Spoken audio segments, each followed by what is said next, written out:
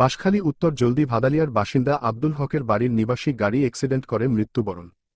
মোন্তাহিরুল হক আমিনের তথ্যচিত্রে বিস্তারিত।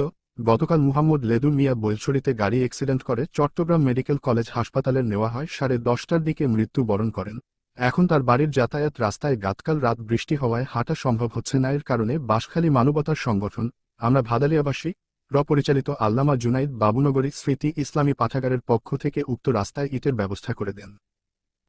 এটা রাস্তা খাল হই ওই এখন কি মানুষ হাঁটি নেবার এখন ডিম ভিজে দিয়ে পার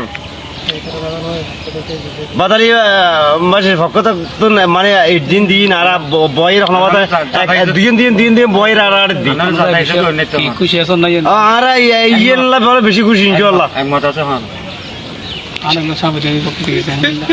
মামা শাহাবুদ্দিন আপনি সম্পর্কে কিছু না বাদলেবাসী তো সবসময় মানবিক কাজ মেয়েদের সবসময় লাগে তাকে দেখিলাম হিন্দি থুলা হিন্দি মাদ্রাসার সাহায্য নেবারের ব্যবস্থা করি তো এদিনে ইয়ার পরে দেখি আসা 7 দিন মারা দেওয়ার পরও গাড়ি করে উড়িন দেওয়ার ব্যবস্থা করে দেখিলাম।